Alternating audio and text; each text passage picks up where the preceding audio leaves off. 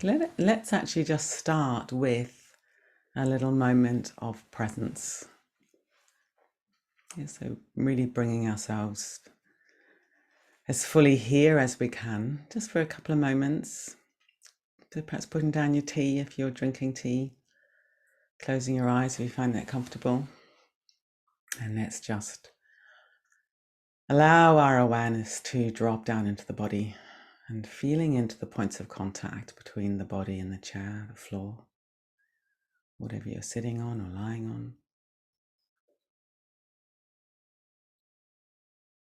If you find that helpful, you could take a deeper in-breath. And then arriving, letting go a little more fully with the out-breath. Doing that a few times if you'd like to.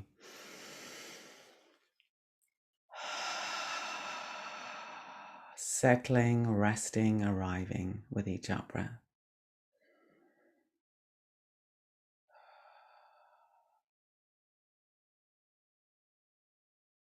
And allowing your breathing to find its own natural rhythm. Opening phase on the in-breath and a settling phase on the out-breath.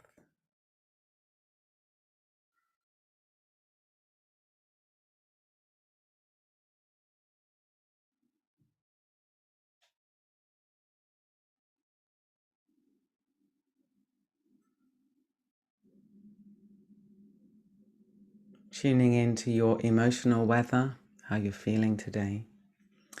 Seeing if you can allow it into awareness. Allowing it into awareness as flow. So if you've got difficult emotional states, notice any tendency to solidify these and to react to them by pushing them away or getting overwhelmed. And dropping into body awareness and this quality of everything being a little more fluid than we normally realize.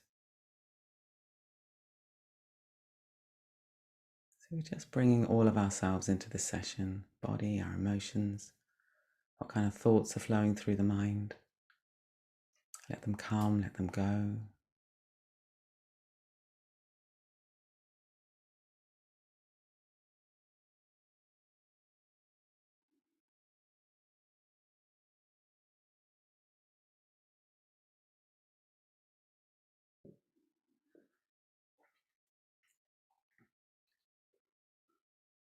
Okay, so let's bring that to a close, opening our eyes again. Yeah, and that's an example of a very short little practice that we can do anytime during the day. A little breathing space if we're feeling overwhelmed, agitated, uptight, anxious, anything like that. Just to stop, drop into gravity, drop into the body, soften around the mind, the body, the heart. It can be surprisingly effective, even just for a couple of minutes like that. Okay, so good morning, everybody, or good evening for those of you who are on the other side of the world. Lovely to see you again. Yeah, really lovely to see you again. I really enjoyed being with you yesterday.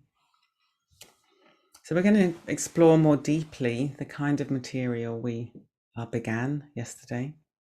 I'm going to do this particularly around breathing, but I'll just do some introductory comments first of all. Yeah, so as I said, this session is part of the Nature of Mind project, which is the 6-month curated exploration of this great mystery of the mind. Such a kind of vast potential of our minds, and we know so little about it. And it seems in our culture, certainly in Western culture, we've developed some quite unhelpful attitudes to mind. We seem to have lost touch, to some extent anyway, with the possibility of mind or consciousness that's really deeply expounded in some other cultures, and certainly some Eastern cultures over the century. This idea that mind has potential to be vast and open and boundless and full of love and luminous and radiant. Very often we think of mind as just this kind of chaos in our heads. That's my mind. And we've completely lost touch with this potentiality for a different quality of mind that is what arises, I think, when we've learned how to work with all the entanglement of what we call the self. And usually we're completely identified with the sense of the self being sort of limited, self-referential, even self-centered, and then others out there, the world's out there, and we're this kind of discrete, autonomous, completely separate unit tumbling through life. That's very often what it feels like, doesn't it? But in the great Eastern traditions, and I'm a Buddhist and I'm talking from a Buddhist perspective, it's seen that, yes, that is true. You know, we do have all that day-to-day experience, but we make this fundamental mistaken perception of concretizing everything, fixing it, making it static, rigidifying around it, and then we react to it. It is quite strange what we do when you start to get a bit of a different perspective. It's like, wow, is that really what we do? You know, the fundamental insight that I introduced yesterday was impermanence. It's one of the very central things that the Buddha saw in his own experience. The Buddha being a human being like us, who lived in northern India about 2,500 years ago. And he took himself on this great adventure of turning inwards and really deeply investigating, you know, what is going on in there? What is the mind? How does the mind function? And he's the one that first saw very clearly this mistaken perception. We're not living with flow, but we're contracting against it. And then we build up all these layers and layers and layers of construction on the basis of that. We solidify all that as well, and then we react to it. Mainly with craving and aversion. I'll say more about that in a moment. But the main point I'm wanting to make is that we can, if we want to, be open to the possibility of mind and consciousness not only being this more limited way of being. There's the potential for mind and consciousness to open and to become vast and boundless. And I love the way in all the great traditions they also call it radiant and luminous. And the Buddha said this mind is luminous when free of the adventitious defilements. And adventitious defilements is a kind of technical way of talking about all the constructions that we create through our misperception and through solidifying around experience.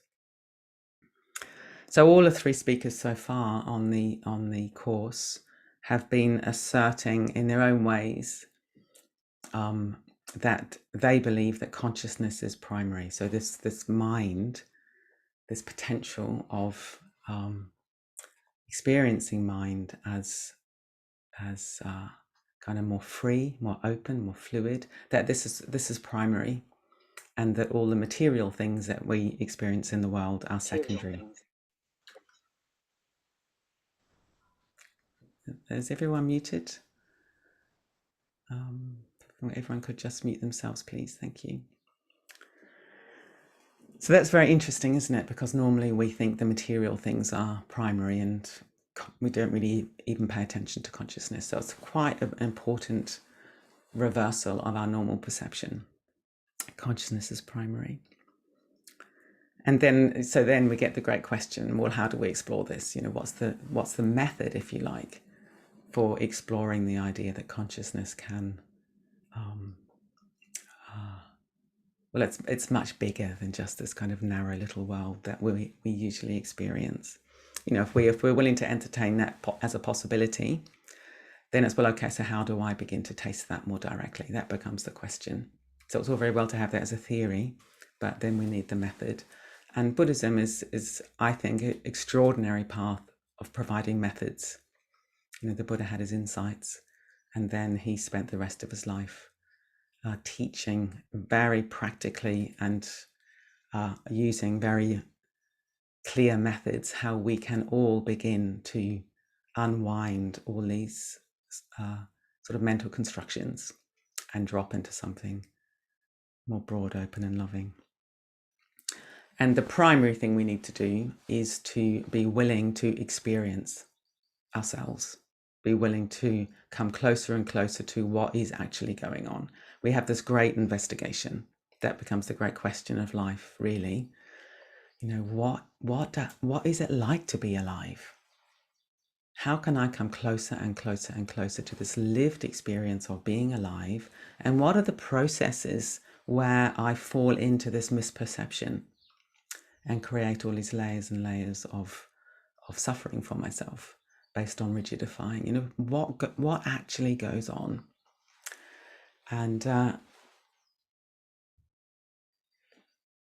And Bernardo Kastrup, he also says, this idealist philosopher, who was the main interviewee last week, he says all we have is experience. I thought that was very interesting.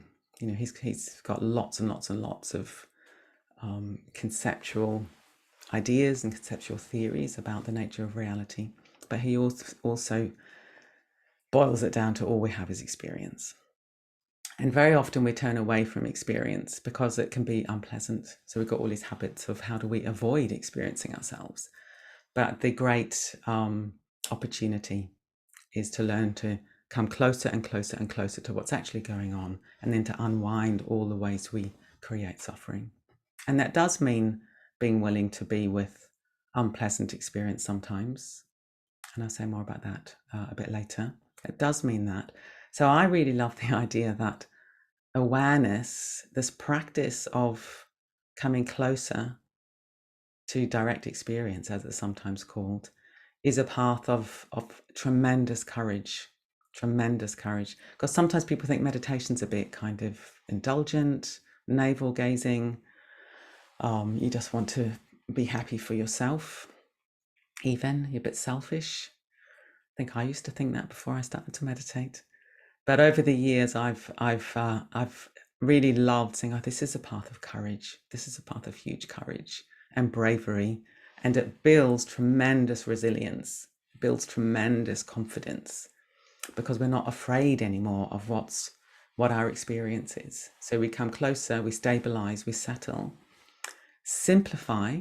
Practice is actually quite simple in its ultimate sense, meditation practice, or this sense of coming closer.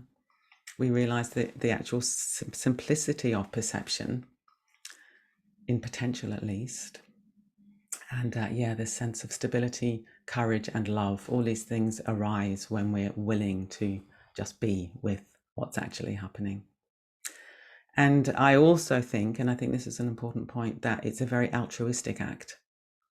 So rather than seeing it as, well, I just want to be a bit calmer, have a bit more peace of mind, be a bit more settled, be a bit stronger, perhaps, that if we become a person who is able to be with life as it happens, able to have more inner spaciousness, able to have more mental clarity, able to have more love, more sensitivity, more robustness, definitely makes us more robust, then every person we come into contact with will be affected by that. And then they might be affected by that, and they become a bit quieter, a bit more stable, a bit braver, a bit more robust. And then the people they come into contact with will be affected. So it all ripples out into the world. And we are all deeply interconnected, deeply interrelated. If we accept this idea that everything's changing, which I introduced yesterday, everything's changing and flowing, then where are the hard edges between us? If I look out into the screen, I see you all. I'm being changed by that. I'm being changed by your facial expressions. I'm being changed by, is your camera on or off? It's fine if you got your camera off. There's no judgment there. But those of you who I can see, I'm taking you in, and that's changing me right now. No one seems to be asleep, so that's good. So I feel a little bit more relaxed. I think, oh, good, people are at least awake. And then maybe I smile and you smile and we both smile together. That's what's happening now, which is nice. We're both affected by that. So this is going on all the time, which is quite an awesome thing to reflect on, that we are kind of co-creating our experience of what it means to be alive. So if we become a person who's a kind of more stable, more robust, clear, kind participant in that stream, then that will affect the world. I strongly believe that. So it's great to just reflect, oh, this is an act of courage, it's an act of bravery, it's an act of strength, and it's an act of altruism. And I personally find that very motivating and very engaging, and it really matters. So let's come a bit closer to this process of perception, what's going on.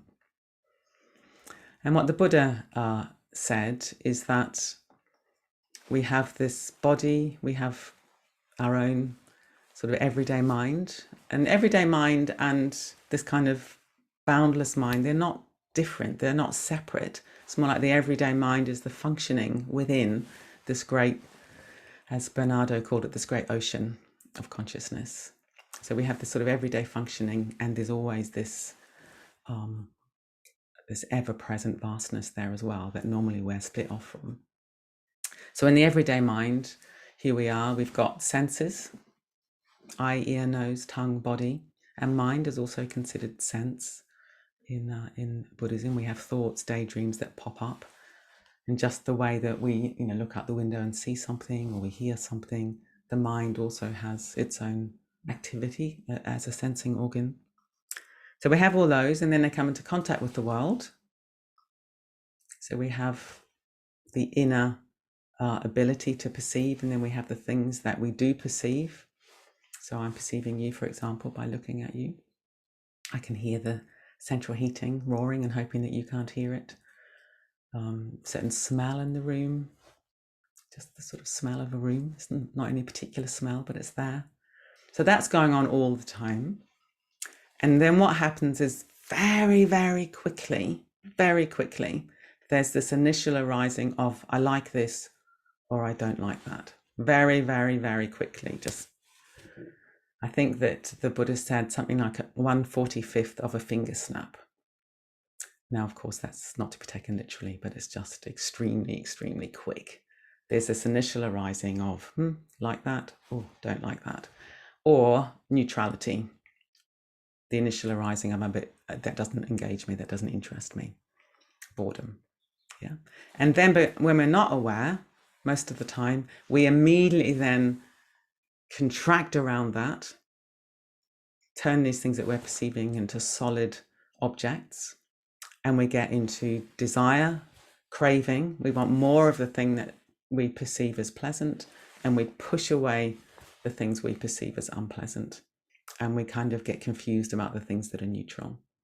And we go through the day ricocheting off our sense impressions in this way.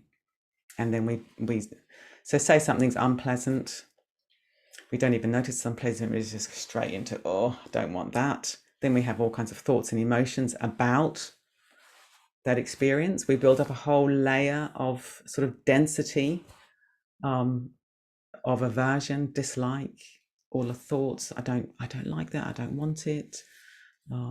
Why me? I don't like that person. All the stories about that person, and we just get lost on these endlessly proliferating layers. And it all started with a sense impression. It all started with the initial arising of unpleasant. So it all started with a sense impression. So every single moment of life, we've got all these sense impressions pouring into our minds, as it were. And we always have the opportunity to release around that compulsive craving and aversion. And this is very central to what the Buddha saw and very central to what he taught.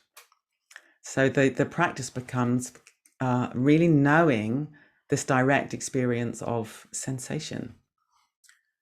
And I don't just mean physical sensation, but also sounds and tastes and smells and these initial thoughts that we have.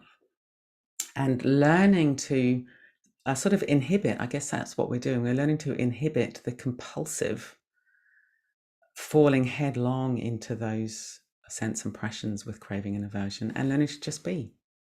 Learning to just be with the flow of life pouring through us moment by moment by moment, all this richness because it's enormously rich and very beautiful when we learn how to sort of be closer and closer to what's actually happening. I said yesterday that the present moment can sort of bloom into something very rich, very multidimensional. But while we're pushing and pulling against experience, we're not going to be able to drop into something more open and spacious, because we're so caught up with this tussle with our sense experience. Yeah, so we kind of release, we come closer, we release these compulsions, release. And then, of course, what happens is another kind of experience arises, which has the taste of freedom, has the taste of openness, has the taste of release. And we can learn how to rest there, And then that will quite naturally intensify and build. Yeah. And maybe I'll say at this point, this is one of the reasons why we go on retreats. We go on retreats so that we can simplify our lives, have less going on, as it were, and then we can have a sort of purer sense of this investigation of what is my experience, a purer sense of this investigation of what does it mean to be alive.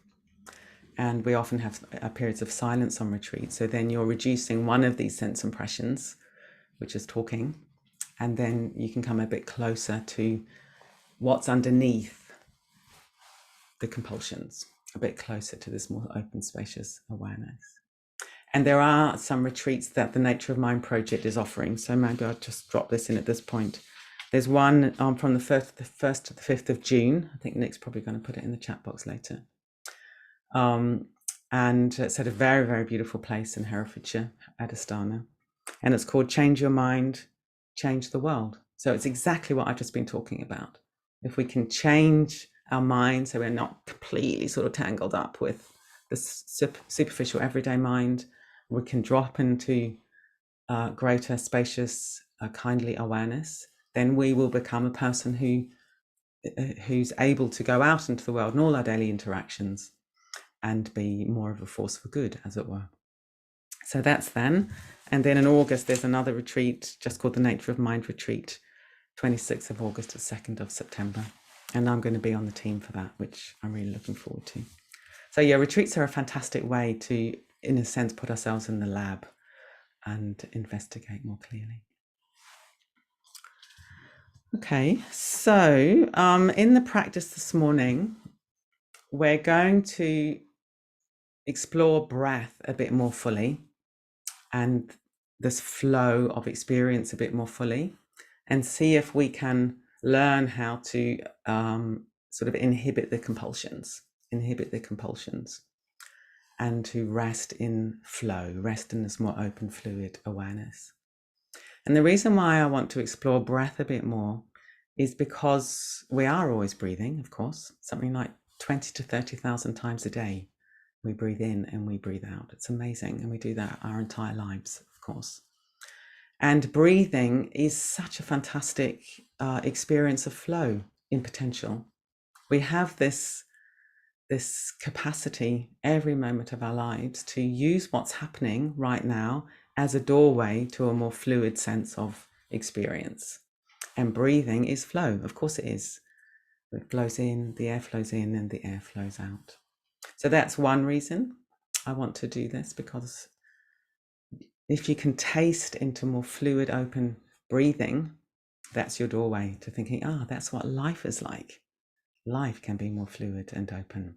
And then you look out and you see the wind in the trees, and it's like, that is also air, just like the air in my body that I'm temporarily borrowing for each breath. You might look at a river flowing, and you begin to see these ways that that flow is echoed everywhere in the world.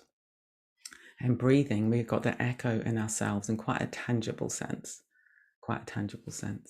Like even our bones, for example, our entire skeleton is completely replaced every 7 years. It's amazing. So you could say our bones are also flow, but that's harder to perceive, isn't it? Because our bones obviously seem so solid. But breathing has that quality of fluidity, flow, ceaseless movement, and we can use that as our doorway to the impermanence teaching. But secondarily, breathing can tell us an awful lot about the state of our mind, because most of us have inhibited breathing most of the time. As soon as we have a mental state that's tight, we generally hold our breath. So let's just do a little exercise together to get a sense of that. So if you make a fist with one hand, and what's happened to your breathing? Anyone breathing out there? You're probably holding your breath. I would guess straight. You make the fist, then straight where we hold the breath. Okay, so now imagine that you're directing your breathing into the fist. And what does the fist want to do? It wants to open. That's amazing, isn't it? Yeah. So what that's showing you is the fist is a metaphor for any contracted state. Any contracted state. It might be physical, might be physical pain. It might be mental, anxiety, fear, worry, craving. It might be emotional. This kind of closing down, contracting, tightening experience. As soon as we've got any of those things, we've got this extra layer of breath holding. And then of course that starts to spiral. So you've got the tight mind, you've got the breath holding, you get more physical tension, hold your breath a bit more, then your mind starts to get a bit more unruly, maybe more disturbing thoughts come in, hold your breath a bit more, and we just get lost in the spiral of contraction. So it's very like what Bernardo was calling the whirlpool. He uses this image of our kind of everyday self. We've got the ocean of the mind, and then we've got the everyday self, which is like a whirlpool, and it creates its own vortex, and it gets tighter and tighter and tighter. And that can so quickly happen. You know, we have something that's a little bit contracted, we hold the breath, and then we're down the vortex. But the really great news is, if you notice that, you become aware of that, you think, oh, I'm holding my breath.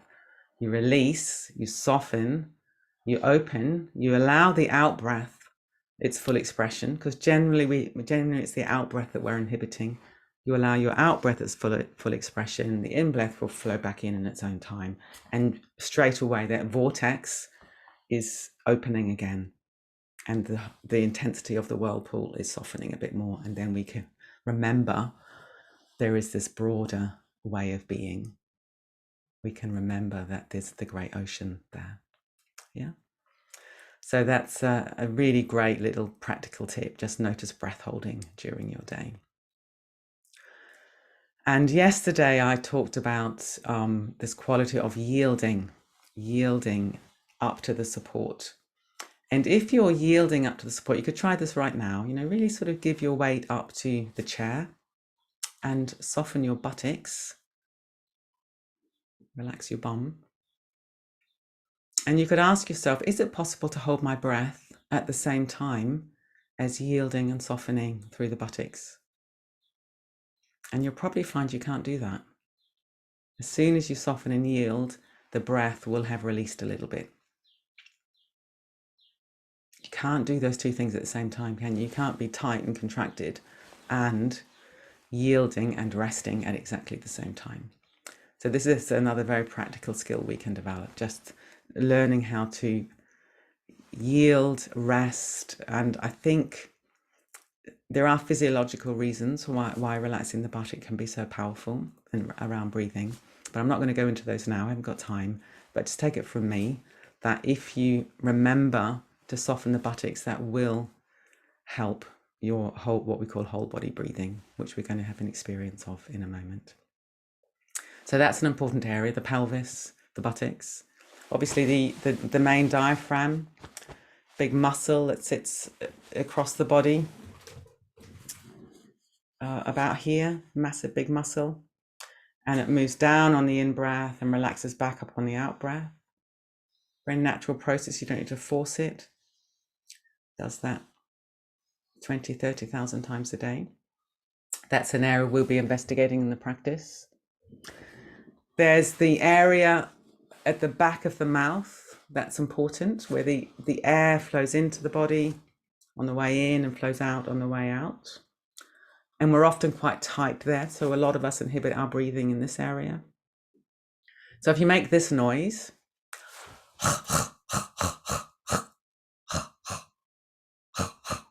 yeah, I can't hear any of you, but I'm sure you're all doing it. I can see you're doing it.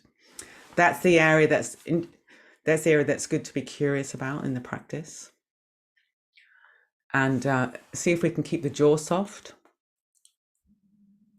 Maybe yawn now. And then see what it feels like at the end of the yawn.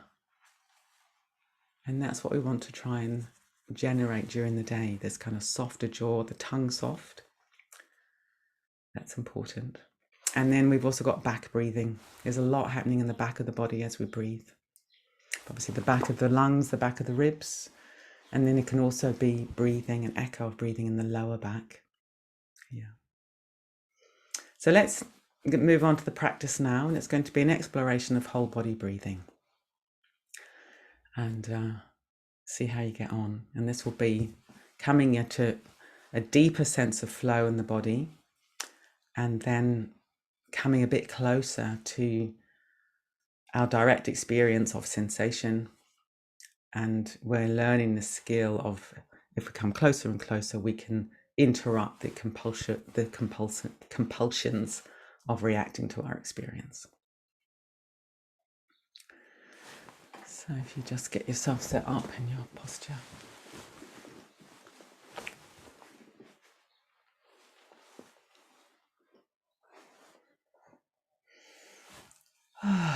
So settling, arriving, resting. If you want to take a few deeper in-breaths and really release with each out-breath, then by all means doing so.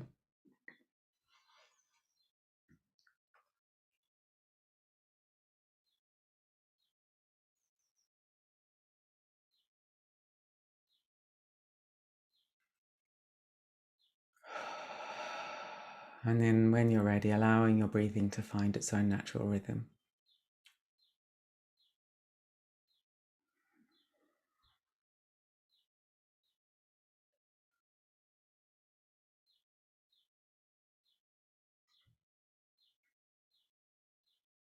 Opening phase on the in-breath, subsiding phase on the out-breath.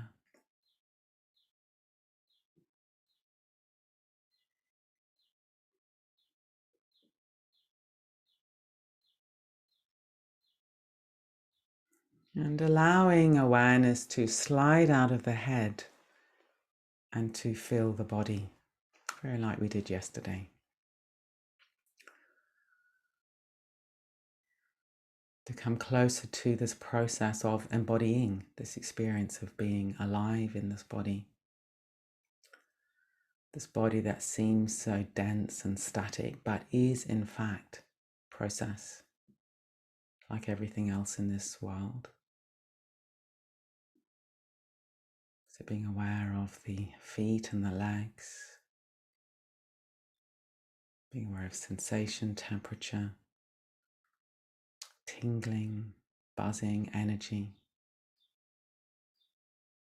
Seeing if we can be aware of it from the inside. So we're not abstracting it and thinking about it from the outside, but we're resting in the experience from the inside.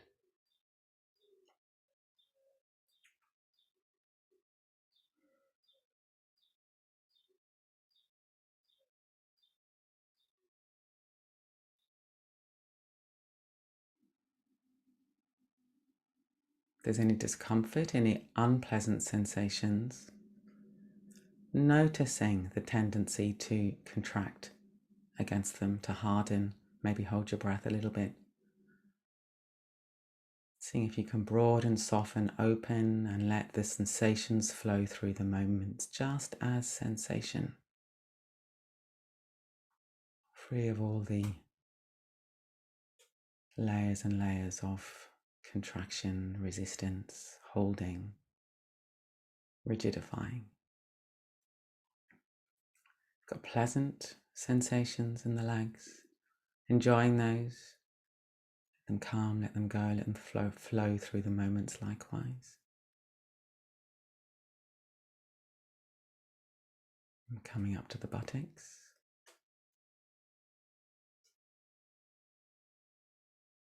Checking that the buttocks are soft, that you're yielding into the support.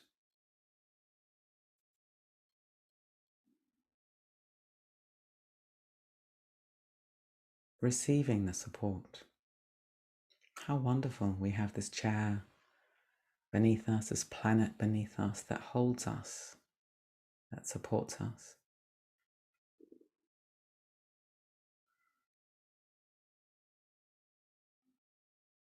Allowing awareness to fill the torso, the front, the back, the sides. Coming inside.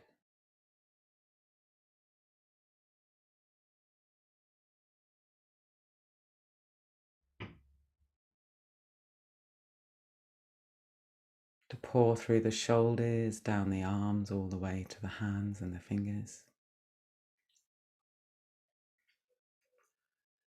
Seeing if we can let the hands and the fingers be supported so the shoulders can't fall away from the midline of the body, falling into gravity. Seeing if we can let the fingers and the hands rest in each present moment, not reaching for the future, clinging onto the past.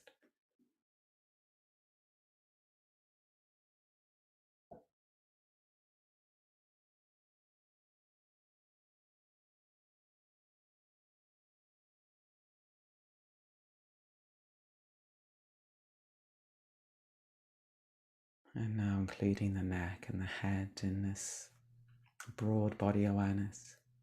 Seeing if we can experience the head as a limb of the body, rather than just the seat of thoughts.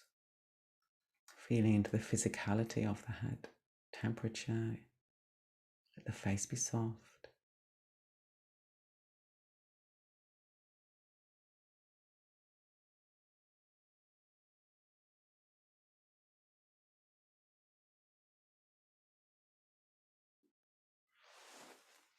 So having this broad sense of the whole body now, beginning to arrive more deeply inside this process of embodying. Fully experience that's arising moment by moment.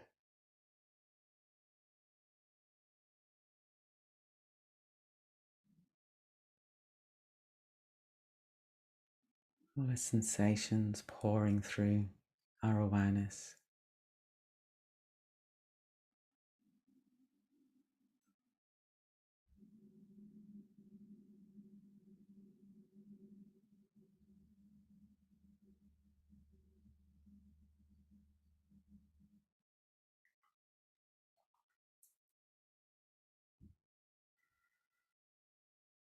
Seeing if we can notice the arising of the tendency to contract against unpleasant sensations.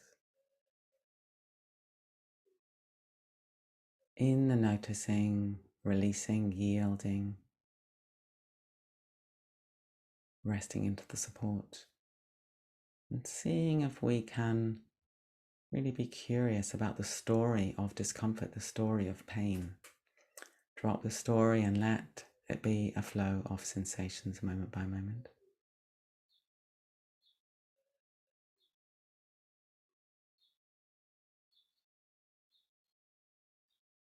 Likewise, pleasant feelings.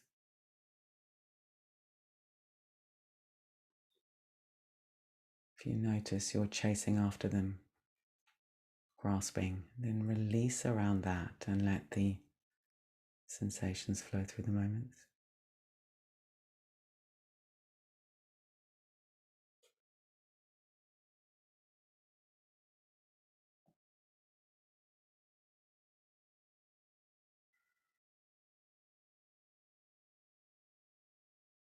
Or maybe you're just bored, or feels a bit dull, bland, neutral. If that's the case, getting curious. What does neutrality feel like?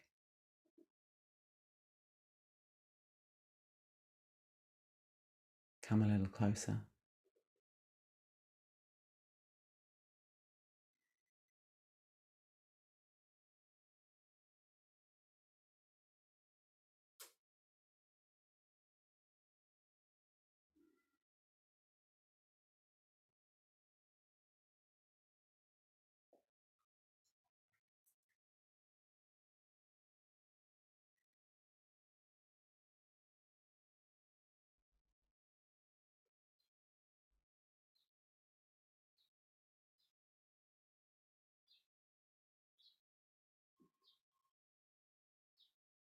So now we're going to explore this process of breathing a little bit more closely and seeing if we can drop into more fluid awareness of breathing.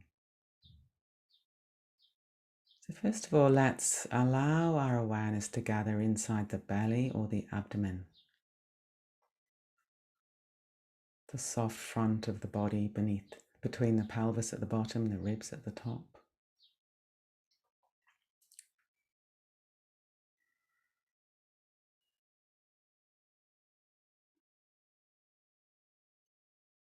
And resting inside any movement, sensations of breathing in this area. Maybe a very gentle opening, expanding on the in-breath, subsiding on the out-breath.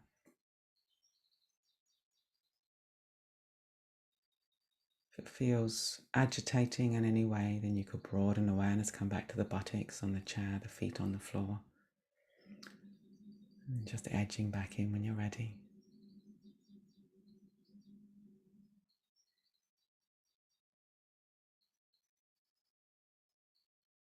But how amazing, we have this ceaseless flow in the body. Air becomes breath, breath becomes air. There's all this movement in the body as the breath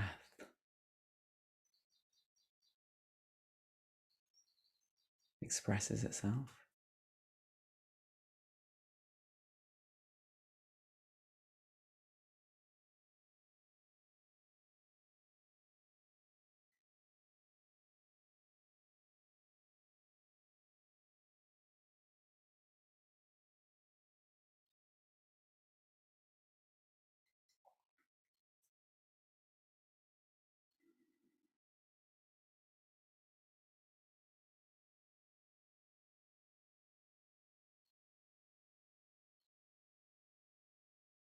Now coming back down to the buttocks again, noticing if there's contraction that you're starting to grip.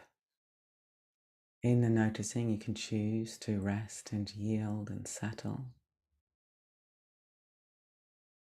And maybe as we do that, there's a sense of the echo, the breath echoing down right to the bottom of the torso, down to the pelvis, to the pelvic floor. No need to force or strain or look for anything special. Just allowing breathing to feel a little bit more of the torso, dropping low and deep.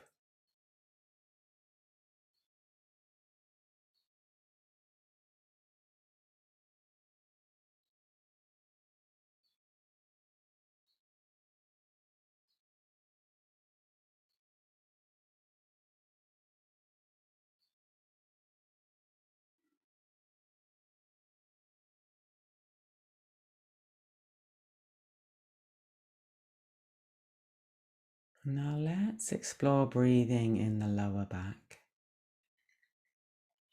So allowing our awareness to rest inside the lower back. And is there any echo or expression of breathing in this area? Maybe the angle's changing a little bit on the in-breath and the out-breath.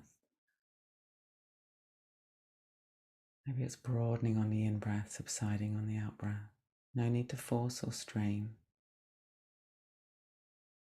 But we've got some great attachments from the back of the diaphragm higher in the body that go all the way down inside the body to the inside of the lower back. So every time the diaphragm moves, there can be an echo in the lower back. And at any point, if you notice contraction and hardening against your experience, see if you can notice the breath holding that comes with that and breathe into that area. Release and let go, particularly with the out-breath. Just like we did with the fist exercise earlier.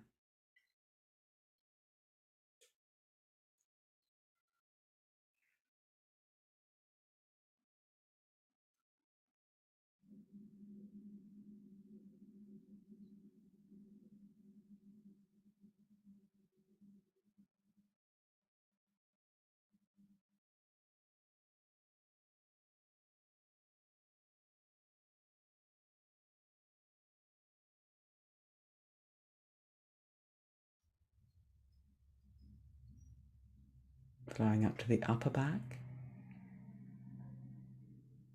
feeling the movements and sensations in the back of the ribs and the back of the lungs, shoulder blades, spine.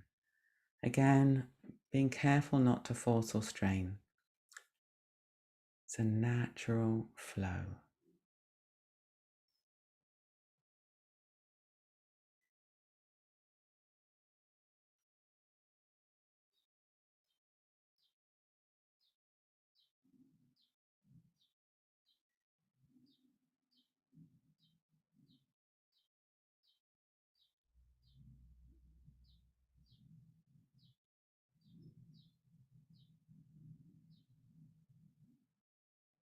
Now broaden of the whole back, the length of the back, the breadth of the back, the landscape of the back.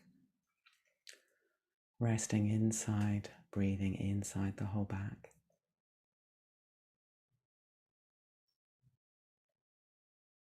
This rhythm, this flow. Back breathing is naturally calming, so during the day if you're feeling stressed, agitated, dropping your awareness inside, breathing inside the back in this way will be naturally calming. So you could try that.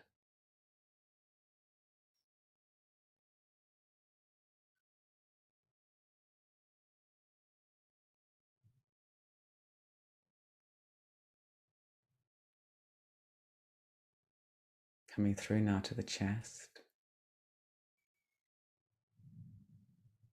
the lungs, the ribs, movement in the breastbone. Sort of opening phase on the in-breath, subsiding on the out-breath.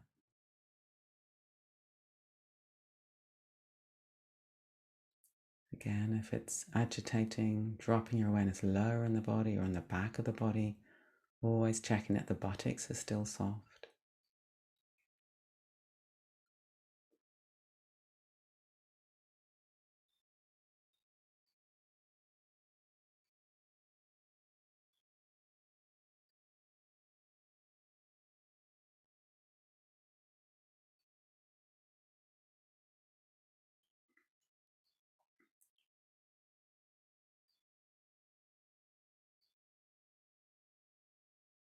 Now allowing our awareness to flow up inside the body, through the neck and into the head.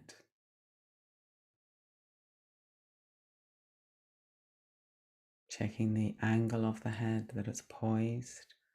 Sometimes as we meditate, the head can tip forwards or backwards, side to side, so adjusting if need be.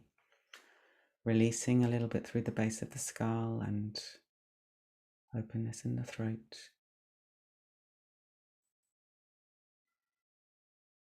Let's explore this whole extraordinary dynamic of air becoming breath and breath then becoming air again. This transition from the outside world to the inside world and back again. So that's through the nose. And this is area at the back of the mouth, the throat that we investigated earlier.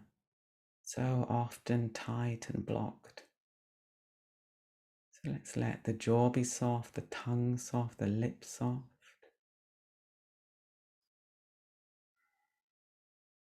Allow the air to pour through this area on the way in and out of the body.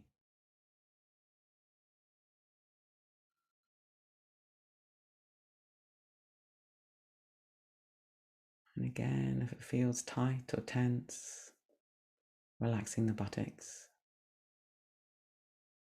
That's the quick way. The pelvis and the jaw are physiologically connected. And sometimes it's difficult to really soften around the jaw if we've got lots of deep habits. But if we release the buttocks, relax the buttocks, it will release the jaw.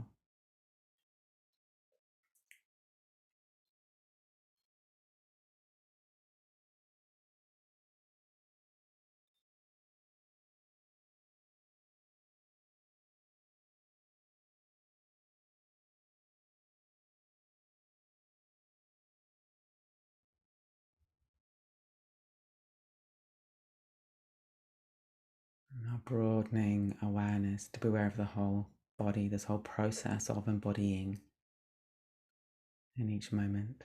So there's the legs, the torso, the arms, neck, head. Let's have a broad awareness of breathing in the whole body.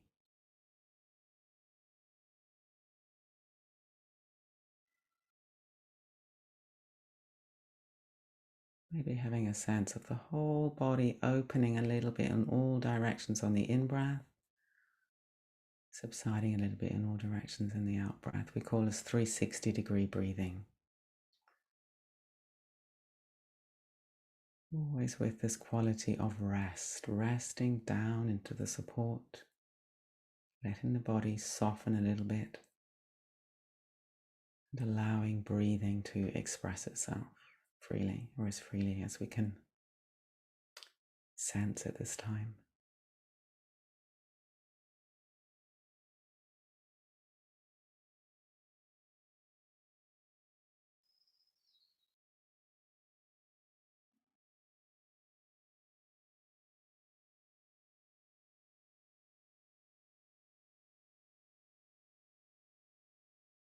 Every time you notice a moment of contraction, rigidifying against this basic experience of being in the body, sensing, breathing, in the noticing, you can choose to release back into flow.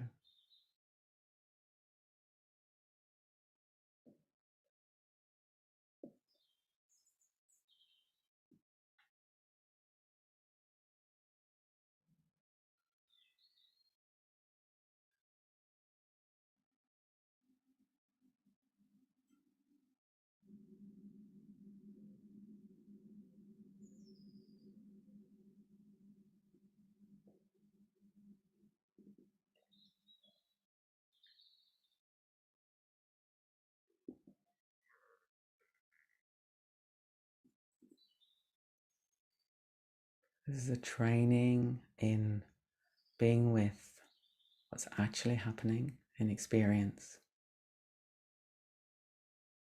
inhibiting the compulsions of pushing away, aversion, pulling in, grasping, craving. It's a training in allowing life to be fluid and open, allowing the mind to release into this much more open way of being.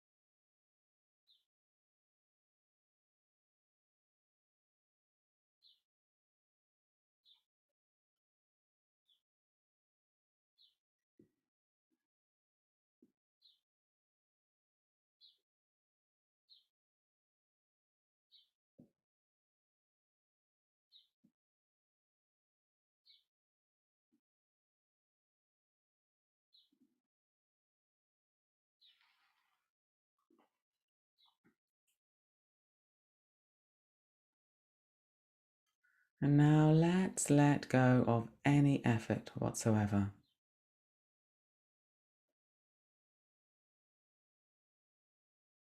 And just be, absorbing the effect of this investigation, this exploration.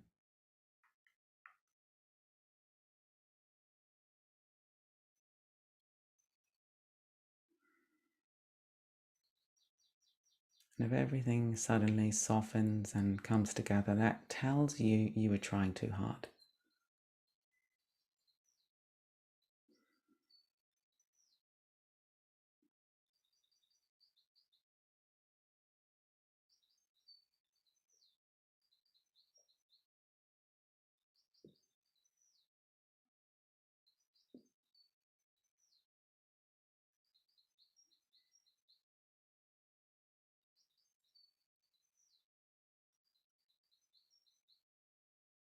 Maybe it's reflecting for a moment in our own way about how we can take this into our daily life.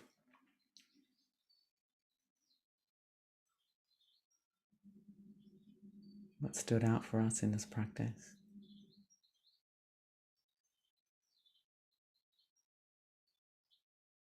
Every single moment is an opportunity to catch the arising of the compulsions and to release around those, drop back into the body, into stability, into the flow of breathing.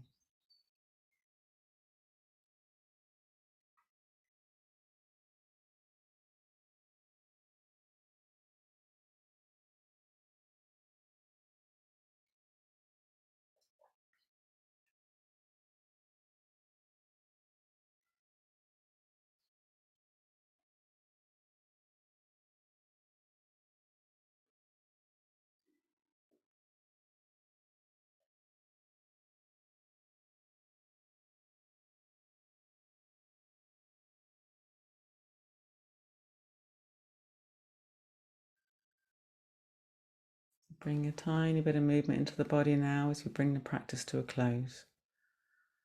Maybe fingers and toes, and notice, do you immediately grip around your breathing? And can you keep the breathing soft, fluid as you begin to introduce movement?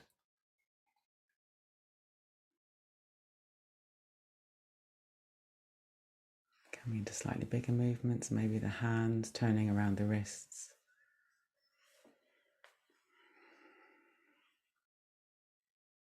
Notice all the ways you tense the body straight away. See if you can drop, release, open as you move. In the noticing of tensing, we have this choice point where we can inhibit the escalation of that. And coming to bigger movements when you're ready, opening the eyes.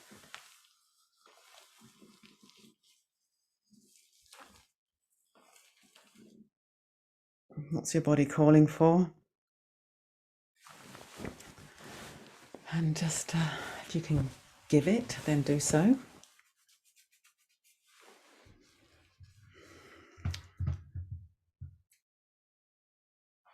Yeah, just really taking this practice with us as we transition away from that sort of more inner world, although, as I was saying earlier on, even this idea of inner is not as fixed and rigid as we normally think. Yeah, maybe getting a sense that our whirlpool's a little less turbulent, and then engaging with all these other flowing beings out there. I'm just going to stand up myself.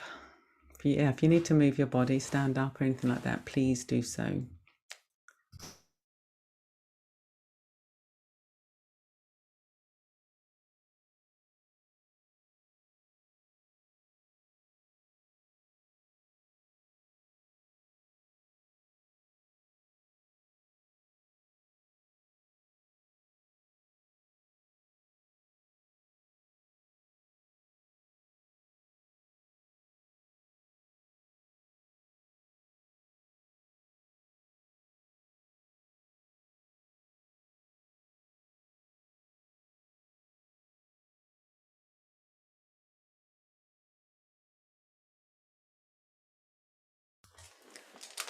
Good.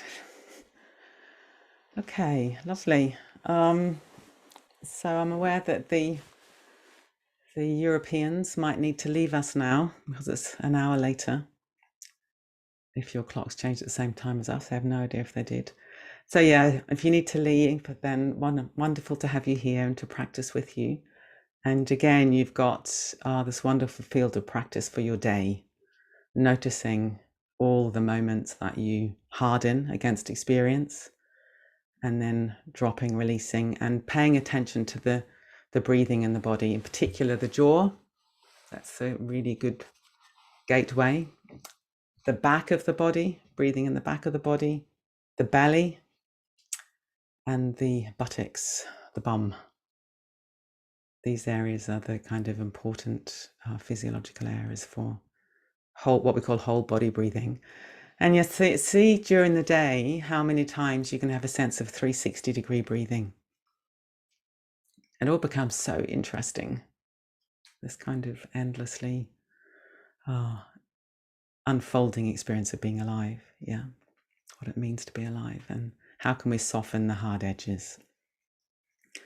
How can we soften the hard edges? Good. And for those of us who are staying, actually maybe before people leave, I will just mention again, I know it's been said a few times in the project, that this is very, very important to this project that it's offered free of charge. Very, very important. This, I believe personally, learning to work with our minds, learning to work with our consciousness is the great endeavor of our lives, for the sake of us and for the sake of the world. As I was saying earlier, that the world needs people who have got some kind of mastery over their reactivity. It makes us safer, and it will make the world a more benevolent place. We're living in these very, very challenging times, as we all know, and we're seeing the consequence of individuals with minds that are not trained in the direction of compassion and love and awareness. So it's very important that it's offered free, but of course these things do unfortunately cost money to put on. So if you would like to make a donation, that would be really brilliant, and Nick will put the link in the chat box. And the suggestion is £50 for the 6-month series, and that will be really, really wonderful. And that means that these offerings of mind training, heart training, resilience, robustness, courage, altruism, they can flow out into the world all the more strongly. Yeah, good. Okay.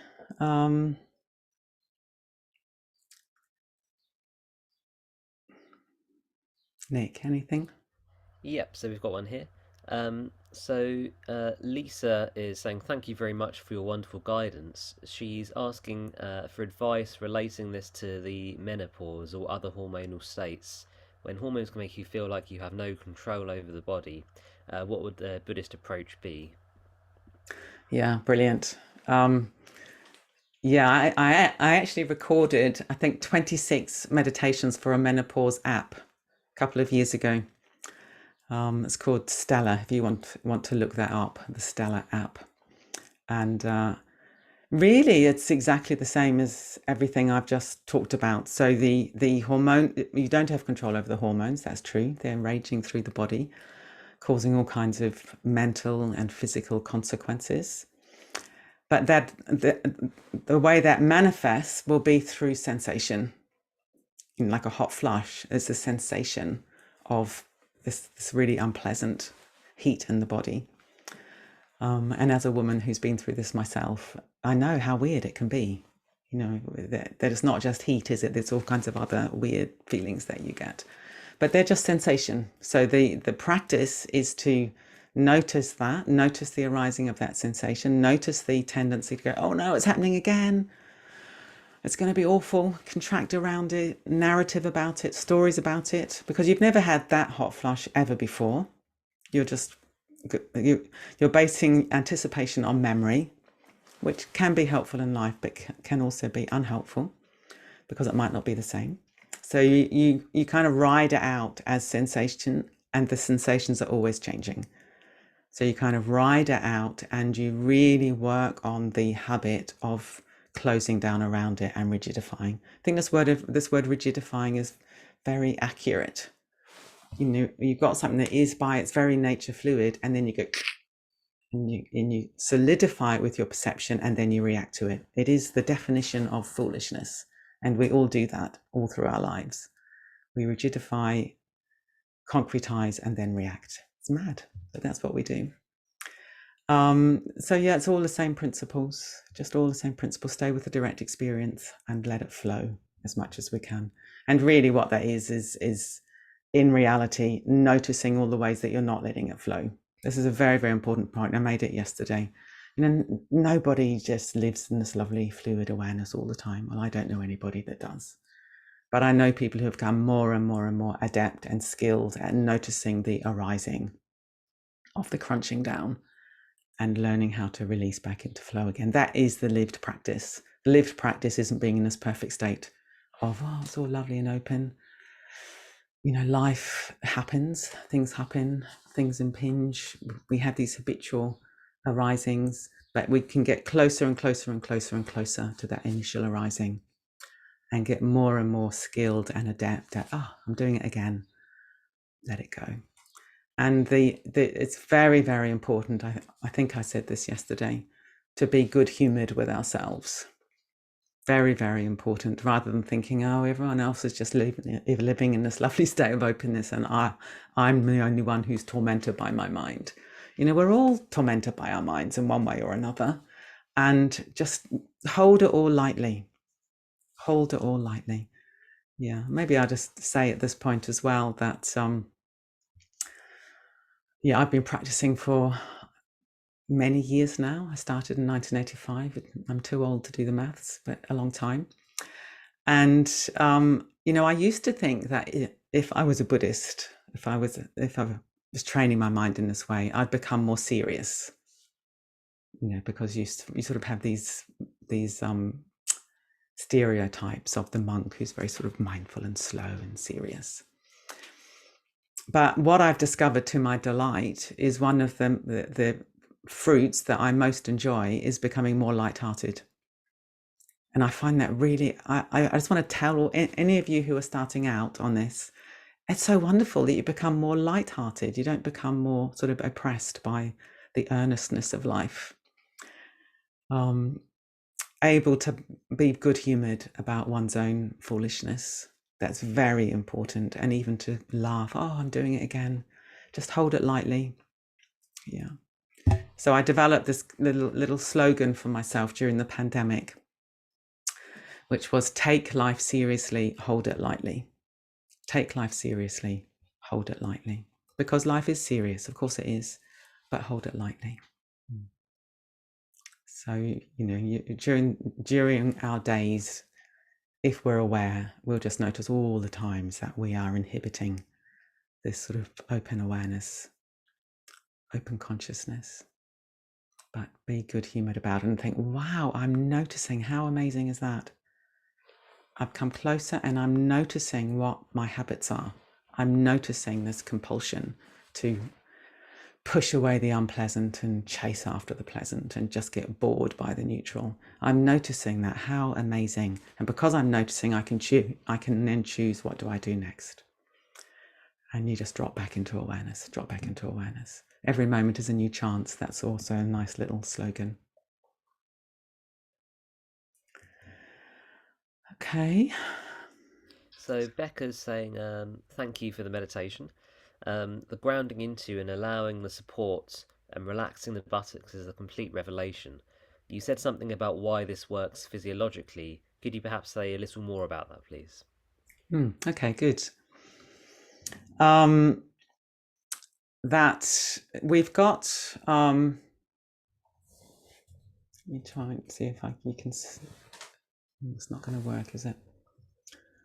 So we've got lots of diaphragms in the body. So we often think about the diaphragm being the big central diaphragm, don't we? This big muscle that goes across here. But diaphragm means membrane between two spaces. And so there's lots of different diaphragms in the body, and there's some that are particularly relevant to breathing. So you've got this big one here, but there's also one at the bottom of the torso in the pelvic floor. So your pelvis is like this at the bottom of the body. And the pelvic floor also moves with breathing. When we've got whole body breathing, there's an echo in the pelvic floor. And if you don't know where your pelvic floor is, if you imagine that if you're sitting on a chair, you're sitting on a flat diamond, and the front of the diamond is your urinary pubic area, and the back is your anus, and the two sides of the diamond is your sitting bones, the bones that you can feel in your buttocks. Yeah. So we often think of the pelvis as being bony and rigid, which it is in some ways, but the pelvic floor is the area inside that diamond, and that's soft tissue. So the pelvic floor can, you won't feel it directly. It's not like pelvic floor exercises. It's more like an echo, an ocean swell, but there can be a very gentle opening and toning. So you're allowing your breath to drop right down inside your body, and if you relax your buttocks, that enables the pelvic floor diaphragm to express itself. Basically, if your buttocks are tight, you're going to be contracting the pelvic floor diaphragm, then everything starts to rigidify. But if you have your buttocks soft, then the pelvic floor diaphragm can be participating in the breathing process. And the reason why I go into this series is because there's another very important diaphragm here, the vocal or cervical diaphragm. So we need to allow that to also participate in breathing by just being open and soft. Yeah, but all that's quite technical, and the higher teaching is relax your bum. If you do that, all will be well. Okay, good. So Miriam is saying, I notice when I come close to noticing my experience as it is, to being open to experience, I feel anxious. It's interesting, she says. It feels like all the guidance you've given is just as relevant to this, but I wonder if there was any more to say about that. Yeah, thank you, Miriam. Thank you for saying that, because that's very common. And I'm really glad that you've articulated that for the sake of all of us. So as you're saying, the guidance is relevant. So then you bring exactly the same quality of attention to the anxiety. So initially it might be you're just coming into the body sensation, and then, I've got anxiety. So then you bring the awareness to the anxiety. What does that feel like? What are the sensations? You try to let go of all the layers and layers of narrative about the anxiety and stay with what we sometimes call the bare experience, the direct experience. Yeah, so that's one thing. But of course that doesn't always work, because anxiety can be quite intense, can't it? So you're staying with it, and it's just building and building, and it's getting too much. So then you back off. You broaden. I think going into the back of the body is very good for things like anxiety. I think going into the lower back is very good, because often anxiety is all around here, or it might be a lot of thoughts, so it's all kind of upper part of the body. So if you go into the lower back and feel the movements and sensations of breathing in the lower back, then that can take you away from where all the agitation is, and you just drop and rest in the lower back. Or it might be coming to your feet. You might be coming to your hands. Where have you got stability? So you look for stability and groundedness. And then when you've stabilized, you might edge back in again to the exploring the anxiety. So it's quite dynamic, and a good analogy I think is surfing. If you look at a surfer, I've never surfed myself, but looking at a surfer, they're riding a wave, but they're continually making adjustments on their surfboard. They're continually they're not consciously monitoring, but they'll be aware of the nature of the wave, how the wave is changing. They'll be aware of wind. They'll be aware of the board. And this is constant adjustment. And that's what we do with our awareness. It's dynamic, it's creative, it's flexible. So if you're staying with experience and it's getting too much, then you do a little adjustment and you broaden, you back off. So maybe the anxiety is intense. Then you think, how many other things can I be open to right now in this great landscape of experience? How many other things? I've got tingling here and I've got warmth there. Maybe open to sounds. That can be very good. I can hear the sound of the birds. But you allow the sounds to come to you rather than your mind flying out the window to the birds. You allow the sound to come to you. Oh, it's beautiful, the sound of the birds. I'm breathing, hear the birds. And then you won't be so anxious, most probably. Yeah. So I hope that's helpful. So Amy's asking, do you think the whole body naturally contracts due to just existing in samsara and low-lying anxiety as a mortal human? That's a great question. Yeah, I think it probably does, actually. Yeah, I think that being a mortal human, as you put it, it's quite demanding, isn't it? You know, just kind of dealing with everything that comes in our lives, and then just dealing with a body that ages and so on. And in Buddhism, there is what's called dukkha, and dukkha means this kind of discomfort, I guess, discomfort of life. And one level of dukkha is what's called existential dukkha. So we've got this kind of existential unease, I think, because we're not living aligned with the way things are. It's quite simple. You know, the way things are is that everything is fluid and open, and we are a kind of sort of condensation of that, not rigid and fixed. We're also fluid, a bit like the whirlpool. You know, we're a kind of whirlpool within that. But what we do is we concretize and we solidify, and then we try to live as if we are solid in a solid world. And that doesn't work, does it? Because, you know, things that we want to last will fade. This is another really weird thing we do perceptually. With pleasant things, we want them to last forever, and we get disappointed when they fade. With unpleasant things, we assume they're going to last forever, and we concretize around that and build up great narratives about, oh, it's going to go on forever. But actually it's not. That is also going to fade. That is also change. So our fundamental misperception leads, I think, to this existential tension, because we're not living aligned with the way things actually are. We're living aligned with a kind of constructed view of the way things are, which is fundamentally wrong. Around we rigidify, we fix, we make things static. Yeah. So that's, I think, when we're dropping into this more sort of open way of being, there's also such a relief. Well, I feel such a relief, because like, oh, there's I can taste the truth of it. I can sense the truth of it. So that existential anxiety starts to soften a little bit. And then you taste the kind of pleasure of it, the pleasure of being more open and fluid. Good. So Rachel is saying, thank you, Vidyamala. Sometimes when I try to relax some tightness, it works and softens, and sometimes I feel like I get a refusal. Do you have any tips for what to do then? Yeah, very good. Thank you. So yeah, relaxation is a very interesting, quite tricky word, I think, because generally if we try to relax, it won't work because we're trying. And if you try to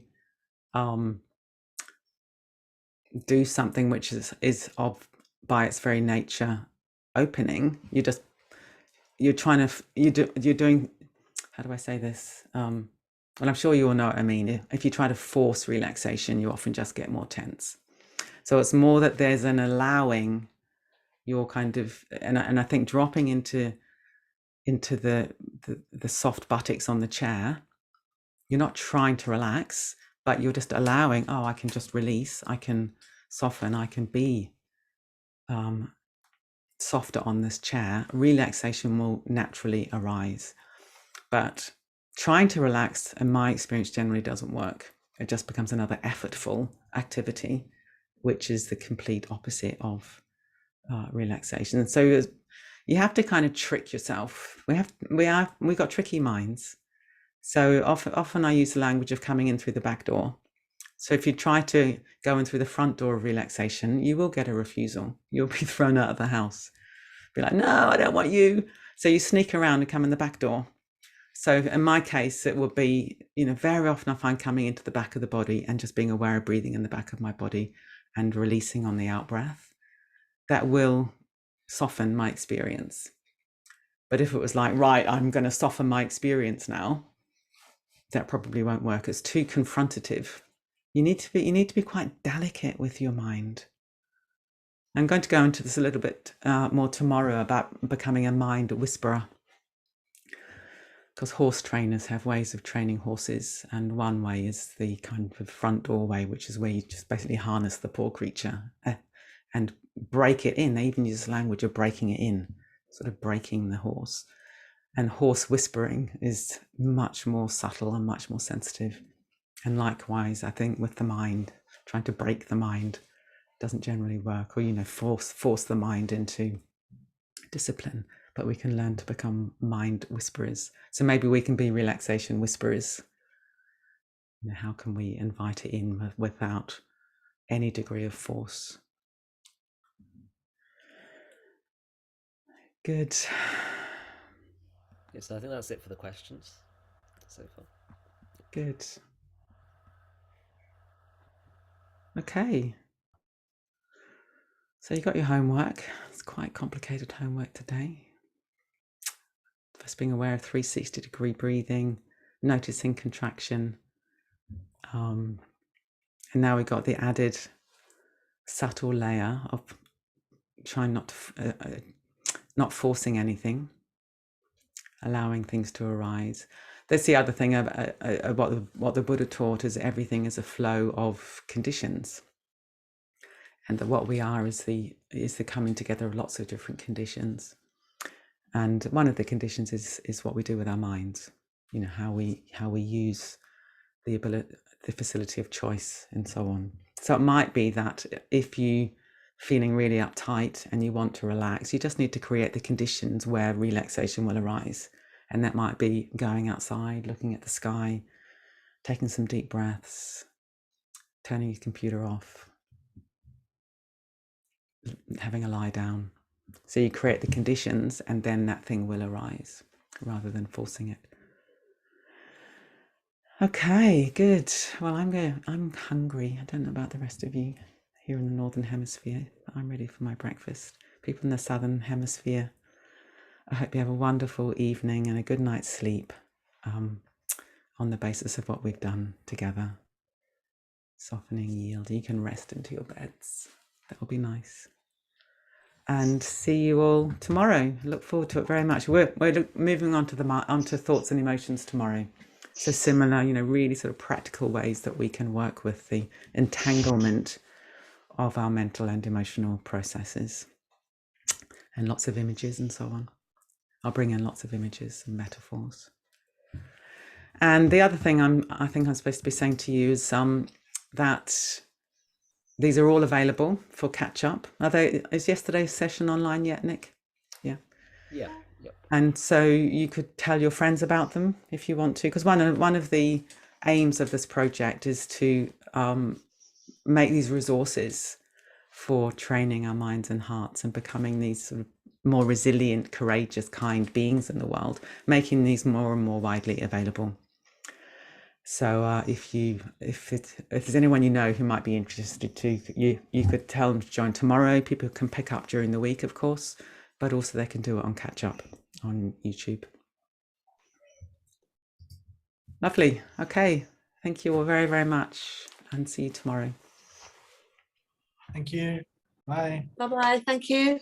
Thank you, Nick. Thank you, Yes. Vidyamala. Thank you so much. Thank you so much. Thank you so Bye-bye. much. Bye-bye.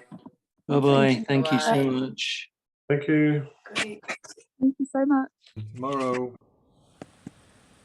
Bye-bye. Thank you, Vidyamala. Pleasure.